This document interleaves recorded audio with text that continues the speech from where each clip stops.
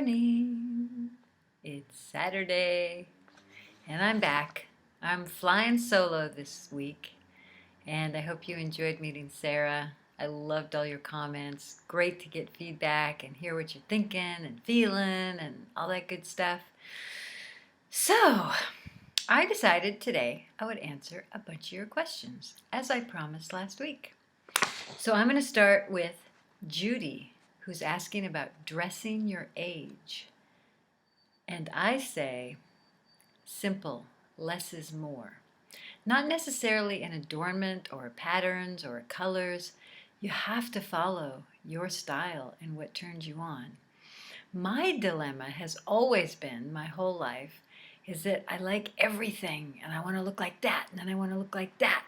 I mean, I'd buy jewelry that only looks good on incredibly tall, long black women, that big, chunky, gorgeous stuff, and it just swallows me up. And the delicate stuff that's kind of traditional, I didn't relate to that. I like the hippie stuff you get on the street, but then when I got older, I thought it looked kind of young and kind of cheap, and I would buy and buy and buy, and it would all sit in the back of my closet. So what I discovered when I started doing makeup and traveling all the time is I took key pieces for cool weather, warm weather, casual, and dressy. And I'd lay there in my hotel bed looking at it going, interesting, this is really all I need. What we do is we take our favorites when we go traveling, or when everything is clean, what do you go for first? That's what your entire wardrobe should be. So I think I look best and I feel the most comfortable in neutral colors from white to beige to brown, and then some cool, very pale grays and navy blue to light blue. I've got a light blue here. I'm not comfortable wearing patterns. I don't know, I just think it's odd for me to wear patterns on my body. So I've discovered this over many years. So now I've boiled my wardrobe down to those specific colors. Maybe every once in a while I'll throw in an orange or a pink or something fun, but usually with a scarf. So it's interesting to pay attention to that stuff, but I think a really, really good trick is they always say have your basics. Have most of your wardrobe basics, stuff that you feel really good in, you feel totally like yourself. That way, your clothes become you instead of you becoming your clothes, or having your clothes look like they're sitting on you and you're displaying them as opposed to becoming a part of you. So capsule wardrobe, that was a term she used, that Judy used. I love that, a capsule wardrobe. So I think your whole wardrobe should be your capsule wardrobe. And then there's the occasional ball gown that you wear to that formal event. So what do you have to say about it? What do you wear? What do you feel best with? If you've really got it down to a science and you feel good about it, give us some tips. Okay. Nina Ann, how often do I wash my hair? Washing my hair less, is it normal since turning gray? Got noisy trucks out there. So I wash my hair every other day. I used to wash it every single day. And many of you may not know it, but I have extensions. I started wearing them 13 years ago when I started modeling, and a few of the hairdressers said they wanted me to beef up my hair a little bit because I have very, very fine hair. And I've been having fun with them. And one of these days I'll take them out and you'll see my short, fine, thin baby hair. I'm a fraud. I'm a fraud. But I have been letting people know throughout my career because I don't want women to think that I was born with this long, luxurious hair. So many of you are going to be in total shock, and I'm sure I'm going to get a million responses. And I can tell you more about it, but I want to hit all the questions. Uh, so, oh, my hair did not change texture when it went silver. And I notice you're all saying gray, gray, gray. It's silver, silver, silver. Remember, it's valuable. So as my hair started turning silver, uh, it was the same exact texture, but many women report that their hair goes from fine to wiry and curlier. I don't think anybody said it's gotten straighter or softer, but it would be interesting to hear if anybody has. So your products will change. The way you cut and style your hair will change, for sure. Jane, yes, I was in the movie Something's Gotta Give with Diane Keaton and Jack Nicholson. If you blink, if you sneeze, if you reach down for popcorn, you will miss my part because it's just a walkthrough. But I get to give Jack Nicholson the brush off. And I spent an entire afternoon with him, and I was all ready to flirt because I knew he was like kind of sassy and flirty in real life. He was so not like I imagined. Oh my God. He was, delightful, friendly, very gentlemanly. He was extremely uncomfortable physically. It was 103 degrees. They had to change his shirt every take. We did 11 takes. And basically, he was trying to talk to me, and I'm walking down the street with groceries, and I'm disgusted with him, and I go away because he dropped me the day I turned 30. It was a lot of fun, and he talked a lot, but it was like he was always on stage, and he was physically uncomfortable because he smokes like a fiend, lights his next cigarette with his last cigarette. So that was interesting. Anyway, okay, Janet, carry emergency meds for bee stings. Can you use honey? Yes. In fact, people say if you eat a little bit of pollen every day, it can help get rid of your allergy to bees.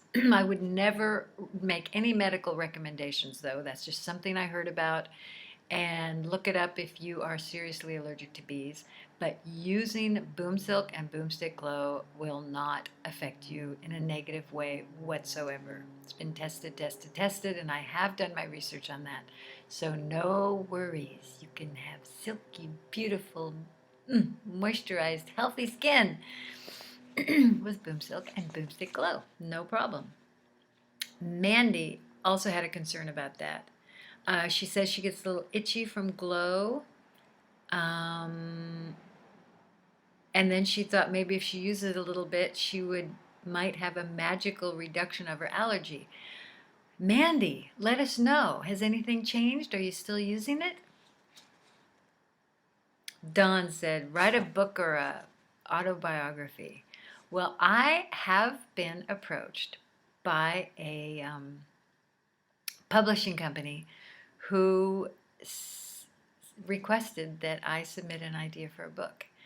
And it was so overwhelming at the time. It was like, oh, I thought you'd do that after you turn, 80 and you're like, don't have a whole lot to do all day, every day. So you just sit and write and write and write your life story, your memoirs.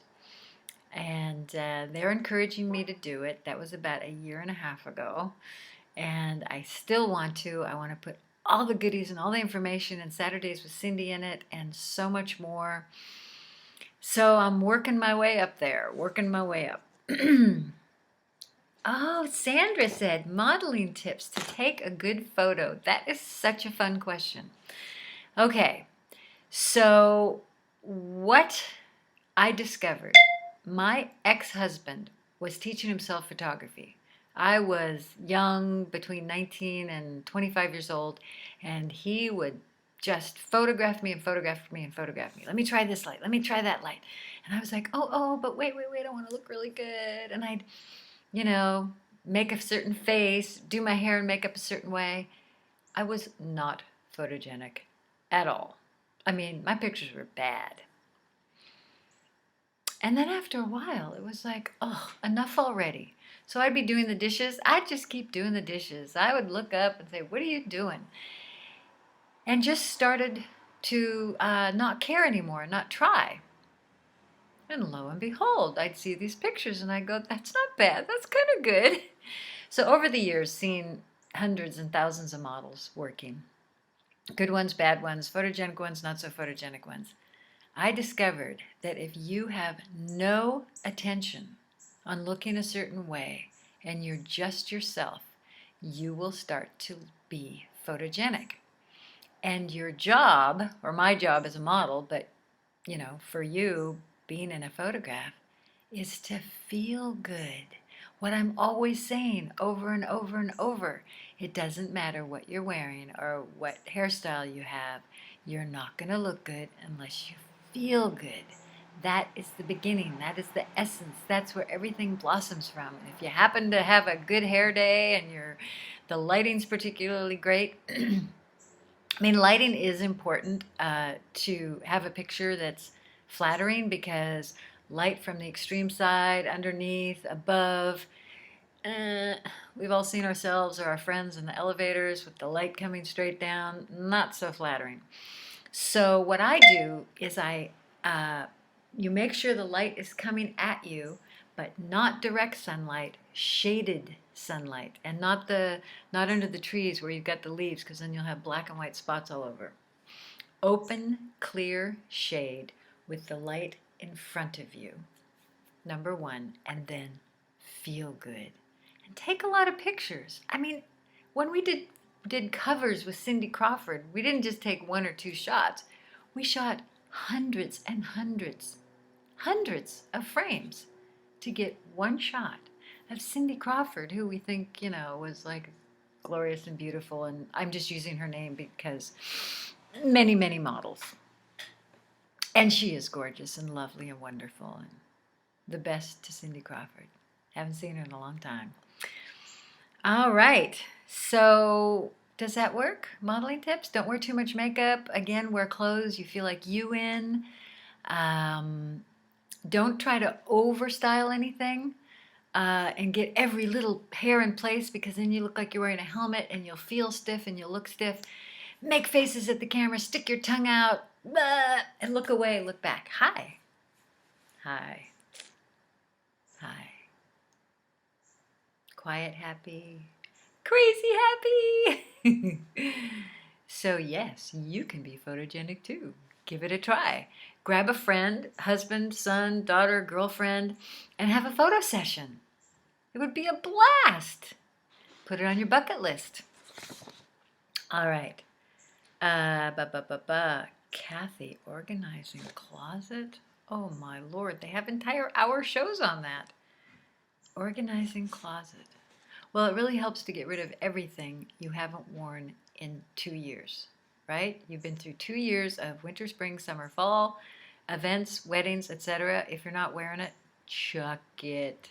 Chuck it out. Chuck it out. Be relentless. And when it comes down to what you really wear all the time on a regular basis, it'll really help organize your closet. California closets, closet organizers. My daughter puts all of her shoes in boxes and she photographs them and puts a picture on the outside. My shoes are in a big pile on the floor. The ones I'm using that season, the ones I don't use, I put in clear plastic boxes that I get from Bed Bath & Beyond. Amazing. I think this video is getting very long. Barbara, what to do to whiten with? I drink coffee and have stained teeth. I have asked my dentist, and these over-the-counter whiteners are apparently safe for your teeth. So if you use those on a regular basis, like, once every couple months. My girlfriend did it. Her teeth stain really, really easily. And so they're little, saran wrap stuff with the whitener in them. But I'd say ask your dentist. And I do not whiten my teeth. I did it once, and they were a little whiter, but I don't know. I don't like them super white because I think they look really fake. I had my teeth whitened. I lucked out. I didn't luck out in the hair department, and when I take my extensions out one day, you'll see. I lucked out in the tooth department, except I have this tooth that sticks out, and these stick up because I have an overbite, because I sucked my thumb for a million years. So that's the story about teeth. Pluck too much as a young woman, anything to encourage hair growth. I don't know about encouraging hair growth. Doesn't sound like they've come up with a way to do it, and it seems a little scary. What's that chemical that would stimulate the hair growth? I don't know. I just draw in the rest of my eyebrow with a Chanel blonde eyebrow pencil. It's a great color. Try it. Freckles and age spots. Patricia, honey, you're asking me about that? I love freckles. I love age spots. I love crow's feet and wrinkles and all that stuff. It's how you came out. It's what you've become. It's who you are. It's the map of your life. They're your badges, like your merit badges in Girl Scouts. Something to be proud of and something to show off. Keep your freckles. Love your sunspots. I call them sunspots instead of age spots because age has such a bad rap. But, you know. All right. All right. Sandy reminded me of threading. Yeah, when I was talking about all those hairs. There is also the technique called threading. And a lot of people love it, but I'd never done it, so that's why I didn't mention it. And Aunt BJ. Heat cycles and partial hysterectomy. Oh yeah, she wrote a whole long thing about it. I'm going to get back to you on that because this is getting kind of long. All right, I hope that was fun. I think 3 weeks ago, I got 54 comments. That was more comments than any other Saturday with Cindy I did. And I think the title was Botox and la la la. So I love knowing if, like a scale between 1 and 10, this was a 10, this was a 5, this was a 7. That would help me know what you like me to talk about.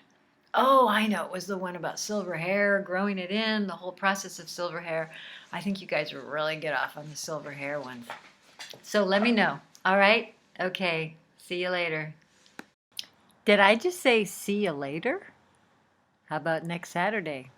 Well, actually, I won't see you next Saturday because I'm going to be in New Orleans at the AARP national event called Life at 50 Plus, Your Life Reimagined. That's exciting. And I'm going to be on stage, and Jane Pauley's going to interview me.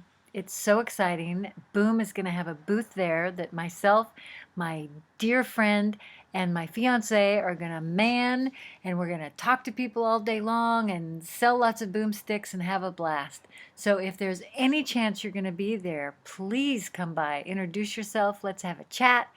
It'll be a blast. I'll do a little makeup on you, and we'll have a great time.